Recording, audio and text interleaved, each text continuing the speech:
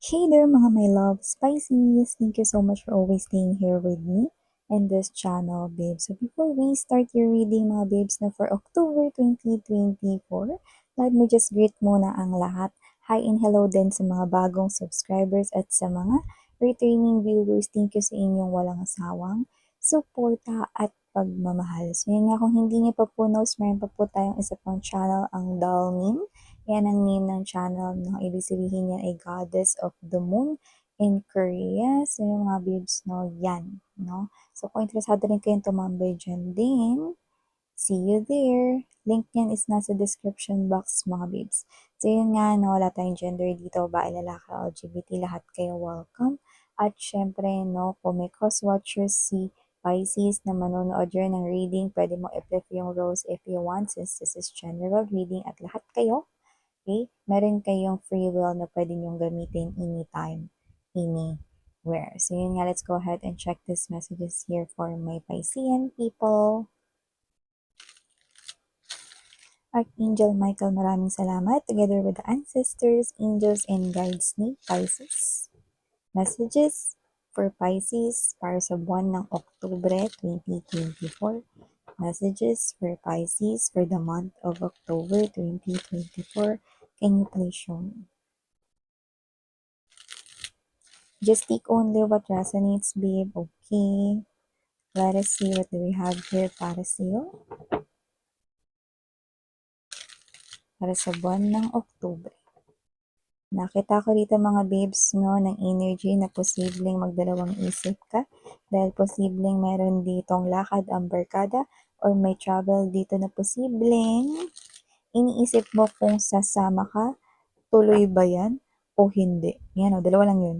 Pwedeng sasama ka ba dyan o hindi mo alam kung matutuloy ba yun o hindi. Yan. Maaring trip yan or vacation together with your friends right here. Iba siguro yung inyong mga partners yan, no? Or yung iba naman is posibleng family niyo yung kasama niyo dyan. So, ayun. Ano pa? No? Alamin pa natin ano pa. Pisces. You have here, guys, 2 of coins. We also have here for Pisces, 3 of Swords. Knight of Cups present din here. 4 of Cups. 8 of Coins ay nandito din. 3 of Cups. Bottom of the deck, 8 of Wands. 5 of Wands. 5 of Swords. 6 of Coins. Chariot. And the Page of Wands. Yan o. Nakita mo ito yung sinasabi ko. Yan o. Chariot card energy. Tuloy ba to? Sama ba ako dito? Yan, no? Matutuloy ito. Yan, nakikita ko dito mga babes. Kaya kung mga barkada mo yan at palaging drawing na lamang, matutuloy na rin sa wakas ang inyong gala at kita-kita dito. May mensahe kayo matatanggap kapag malapit na yung lakad na yan, no? It's like a confirmation na tuloy, no? Go na kayo. Yan, no? So, iba na posibleng inaalam niyo yan kasi kailangan niyo siguro mag-leave sa work or kailangan niyo umabsent. Iba naman may negosyo kung kailangan niyo ba magsara ng shop sa araw na yan or maghanap ng magbabantay or hahalili, no? Sa'yo pansamantala habang ikaw ay nasa bakasyon. So, meron ka dito mga kinukonsider at ito na nga isang confirmation tuloy. Dahil meron kayong marireceive, maaring ito ay isang group chat message kung saan nandun din ang mga kasama sa lakad na yan. Or posibleng kung yan ay lakad ninyong maglabi-dabi, no, mag-asawa, mag-jowa, boyfriend, girlfriend, o kung sino man yan, special person na yan, loyto po kayo, no? Or tuloy na tuloy. Ayan. So, maliban dyan, no, Pisces, nakakita rin ako dito energy, no, ng isang person dito, no. Ikaw, mga babes, no, nagkakaroon ka ng dalawang isip, no, kung tuloy ba yan, sasama ka ba dyan, or whatever, no. Pero meron pa ditong isang energy, no, na iniisip niya rin, no, kung tuloy pa rin ba niya itong gagawin. Yan, no, sino ba yan, miss yan, no? Walang iba, kundi ang energy ng person na may gusto sa'yo. Yan, no? Either nag-confess na ito ng feelings and emotions, no? feeling ko tapos na, yun yung energy, 'no, or ito yung magiging energy niya 'pag natapos na yung confession, 'no. Kasi nakita ko dito na posibleng pakiramdam niya, wala siyang tsansa sa'yo or hindi mo siya nabibigyan ng atensyon, parang hindi ka gano'n kainteresado sa kanya.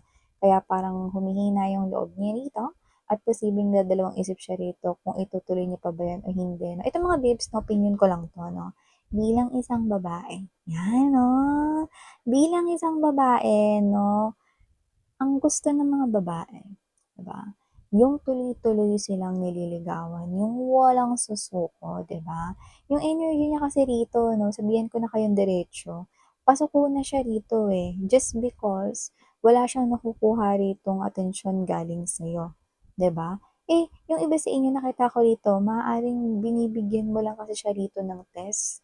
Sinusubukan mo siya rito 'no, kung itutuloy pa rin ba niya rito yung panunuyo sa'yo or yung pagpu-pursue sa'yo 'no, kahit na hindi ka masyadong nagbibigay ng atensyon. So, yung iba parang chine-check ninyo kung hihinto na ba siya o tuloy ang laban, 'yan 'no. So, nakikita ko rito 'no, na yung iba gusto niyo bigyan ng chance ito 'no, pero yun nga pasuko na nga 'tong lolo ninyo. At tayong gender, LGBTQs, of course, mga sweetheart, welcome rin kayo, pero yung energy niya pasuko na, 'no? At saka medyo may pagka-sensitive siya, 'yan. Kayo, nasa sa inyo 'yan mga mahal 'no, pero dito kasi parang gusto niya na itigil ito dahil wala siyang nakukuha rito na, um, kasagutan sa'yo 'no. Parang kahit clue man lang 'no, wala, ayan. Kasi kanya-kanya naman tayo dito ng strategy, may strategy rin kayo, eh, 'no. Yung iba kasi sa inyo posibleng nagugustuhan niyo siya pero tini-test niyo siya or challenge niyo siya rito 'no. Yung iba naman sa inyo mga babes 'no, hindi alam kung paano sasabihin ng diretso rito, you know. Kasi dito nakikita ko na hindi niyo naman siya pinapaasa dahil una sa lahat hindi naman kayo rito nagpapa-fall. 'Di ba? Hindi kayo pa-full. Yung mga energies na nakuha ko dito ay hindi pa full at nakikita ko na isa itong bagong energy ng isang new love 'no, na pumasok sa buhay ninyo. Pero dahil diyan hindi niya nga kayo gano'n pa kakilala, so hindi niya rin alam o hindi niya nababasa ano yung takbo ng isip ninyo. At nakikita ko rito na kaya mo yung ginagawa because you have here your own reason for your own purpose why you're doing this. And I'm seeing yung iba sa inyo, you're putting this person here into a test. This love test. Yan, 'di ba? Kung papasa ba siya diyan o hindi, 'no? Medyo nagiging emotional siya rito at medyo nasasaktan daw siya. So, yun nakikita ko rito, Ayun, may pagka-sentimental siya 'no, yung nakikita ko rito na parang nagdadrama siya 'no, sa tabi ng bintana ng bus 'no, or ng FX, I'm seeing that FX, yung mga babes 'no, van, maaaring yun yung sinasakyan niya papunta sa work or biyahe papuntang home, 'yan 'no. So, that's very specific but it could be any transportation, okay? Minention natin because we saw that. Okay? Moving forward here 'no, meron tayong mensahe dito para sa iyo Pisces na may kinalaman sa inyo ritong work. Gumaganda dito mga babes 'no, yung takbo ng trabaho mo 'no, at yung iba posibleng ma-regular kayo kung bagong trabaho 'yan. Nagpapamalas kayo dito ng energy ng dedication at posibleng hindi kayo uma-absent 'no, or hindi kayo rito nagle-leave lalo na kung bagong trabaho 'yan at because of that 'no, dahil diyan nakikita ko rito 'no, na posibleng alam mo na, yung mga sausaw sa paligid, ang dami-daming sinasabi 'no, matatagal na silang nandiyan pero, nakita nila rito 'no, na parang walang improvement sa kanila ta's ikaw, parang napupuri kang madalas or parang mare-regular ka pa nga diyaan, kung bago ka diyan ha. At kung hindi ka naman bago diyan sa pinagtatrabahuhan mo 'no, nakita ko dito mga babes 'no, na posibleng nauna ka lang na dumating sa mga taong ito na pinag-uusapan ka, other employees na nauna sa'yo, okey? Pero mukhang ikaw 'to na mas nare-recognize yung name mo because you're doing your job really great 'no, job well done ka madalas at posibleng napupuri ka at nabibigyan rin dito ng incentives. So, samantalang sila wala silang ginawa rito kundi magtumpukan 'no, at mukhang mahaba pa yung coffee break kaysa sa mga pagtatrabaho nila. So, maaaring sila yung klase ng energy na panikudako lang sa gawa 'no. Tapos 'pag nakita nag-i-improve, umaangat ang ibang tao, sinisisi ay ibang tao din 'no. Sinasabi sip-sip, straw, nung past life Tupperware ata siya, ayan 'no. Let's cut that nonsense mga babes at magtrabaho na lang dapat sila. 'Di ba? ganun yun 'no. Alam mo sa work 'no, seniority, kung nauna ka diyan dapat ikaw na yung maka-avail ng position. Eh, paano kung hindi ka qualified doon because you're not showing your skills talaga and your effort na gusto mo yun, 'di ba? And yun yung tingin ko lack or LACK sa kanila 'no, kulang sa kanila. So, maliban diyan, Pisces, nakita rin ako dito ng energy 'no, na meron ka dito mga trabahong gagawin at posibleng madadagdagan pa 'yan. Pero okay lang kasi kung ikaw naman ay nagnenegosyo, maganda 'yan kasi maganda at marami yung pasok ng iyong trabaho rito. Pero mukhang I mean, marami yung pasok ng pera rito kasi sales mo yung umaakyat at nakikita kong kakailanganin mo rito ang tulong ng isang friend or baka ng kapatid mo or pinsan mo 'no, na, "Tulungan mo naman ako." Na lalo na kung yung business mo 'no is just at home or, nagsisimula pa lang pero dahil parami ng parami ang iyo ritong customers or clients 'no, kailangan mo ng tulong and it could be happening here sa month na October going this 'no, dulo ng December 'no. So, nakikita ko rito na mas maganda yung flow ng money lalo na Bare months, yung nakikita ko dito, babe, 'no? At para naman dun sa nagtatrabaho sa company, tuloy niyo lang yung ginagawa ninyo, huwag kayong mag-pay attention dito sa mga tsismoso-tsismoso sa paligid. 'Yan 'no, dahil marami pa kayo ditong, matatapos na gawain at mas mapupuri pa kayo rito at mabibigyan ng compliments 'no, 'yan. Okay. So, avoid these negative energies, don't interact with them 'no? Kasi, you do not need 'no, some kind of plastics in your life 'no. Plastics hindi yan good 'no, kaya nga mga babes 'no, hindi na tayo ngayon nag-aano ng plastic sa mga supermarkets, 'di ba? Eco-friendly na tayo ngayon. Naisingit lang. So yun yung mga babes 'no, Pisces, nakakita rin ako dito na kung ikaw man ay may asawa na ngayon or may partner ka ngayon 'no, your person here is may pagka parang bata. Hindi yung immature ha, pero parang childish siya at times 'no. Pero okay lang, parang dahil dun natutuwa ka sa kanya 'no at mas lalo mo siya nagugustuhan.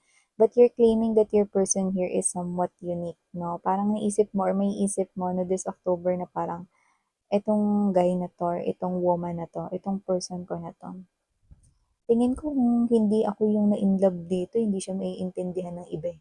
'Yan, may gano'n kayo na parang sinabi niyo na parang, if iba yung partner niya, hindi ko sure kung maiintindihan siya nung tao na yun 'no, as much as how you understand 'no, yung kilos at iniisip ng person mo 'no. However, kayong dalawa yung pinagtagpo dito kaya mo siya naiintindihan because, eh, this is your person right here, 'di ba? Eh, so kahit na abstract minsan yung mga galawan niya rito, posibleng may mood swings rin siya rito, paiba-iba ng mood, eh, wala kang pakialam 'no? Naiintindihan mo pa rin siya kahit minsan isip bata siya, minsan may mga playful rin siya rito na mga parang inaasar ka niya and all of those things 'no, na parang siyang isang child 'no, inaasar, natatawa, binibiro ka niya rito 'no, pero eh, that's what you like, no? I heard that, no? Yung Bruno Mars song. Eh, that's what I like. So whatever the case may be, I think that's what you like about your person. Childish man siya, pero akin siya. Taray! Sa maliban dyan, no, Pisces, no, meron bang birthday dito? May kasiyahan ba dito? Nakita ko dito mga babes, para may singles out there. Mukhang meron kayo mag-meet, inuman man yan, kainan, no, or kainan lang, walang inuman, no, kung ano man yan. May celebration dito at posibleng naimbitahan ka lang. Hindi ikaw yung nagpa-party, okay? Hindi ko nakikita na ikaw yung nagpa-party dito. Ikaw yung a-attend sa isang kainan, selebrasyon, okasyon. Yan. At yan, posibleng meron kang makilala, no? Wala ditong love at first sight, dito sa nakikita ko. Pero posible dito na magkaroon rito ng pagkakapalitan or paghingi ng social media account. Siguro yung iba, number, yan, no? Pero yung iba, sa karamihan, social media, no? Since advanced na yung technology natin ngayon, uy, yung FB mo. Follow kita sa IG, anong ano mo? Yan, ba? May mga ganun. So, nakita ko dito mga babes, kung sino man tong energy na to. This is the type of energy right here na maaaring magsimula kayo as friends. Okay? Dahil makikilala mo siya from one of your friends or from one of your coworkers right here. Yan. No? So, malalaman mo rito, no, na meron siya ritong magandang trabaho or stable yung trabaho niya. Nagsa-stand out yun. Ibig sabihin, itong tao na 'to 'no is meron siyang tuloy-tuloy na pinagkakakitaan. Yan. Oh, ang bongga nun guys 'no. Last but not the least 'no, pahabol message 'no para sa ating Pisces people right here. Meron dito 'no na energy na hindi ka kayang kausapin. Hindi niya kayang humarap sa'yo. Yan. May ganun siyang energy rito, no? And for some reason, ito yung klase ng energy na parang sobrang hiyang-hiya sa ginawa niya sa'yo. Kung sino siya, lumalabas po dito, kilalang-kilala mo na siya, no? So, ikaw 'tong mga babes na parang, yan na siguro yung taong sinabihan ko na isang araw lalapit din 'to sa'kin, eh. Yan 'no, may gano'n kayong maaaring sigurong binitiwan noon or whatever 'no. So, hindi ko pa naman siya nakikitang lalapit sa inyo rito, "Bemes 'yan, paasa ka naman diyan." Hiyang-hiya nga siya, eh, ayaw ka nga niya ritong makita at hindi niya kayang makita ka in person dahil hiyang-hiya nga siya sa'yo. So, hindi ko pa siya nakikitang lalapit sa'yo 'no, this bare months 'no, at magtatagal pa ito 'no, kaya maaaring mamuti yung mata mo kung hinihintay mo siyang lumapit sa inyo rito 'no. Pero nakikita kong lalapit sa inyo rito at kung kapatawaran ang hinihingi mo or gusto mong marinig sa kanya, maaari mo yang marinig 'no, second quarter pa ng 2025 'no. I'm strongly getting that for a lot of you, you're dealing here with someone 'no, na posibleng nagulat siya na nagawa niya yung bagay na yun sa inyo noon or okay, siya itong mga babes 'no, na mahina naman talaga yung loob niya 'no, kaya ngayon parang hindi niya kaya yung bigat ng damdamin or sabihin natin sa iba, bigat ng konsensya, 'yan 'no. So yeah, these are all the messages you got right here for your October messages, Pisces. Thank you sa inyong time and muli again, ako po si muli na nga again pa. Ako po si Yan and thank you so much for your time and sarang inyo love and light. Annyeong.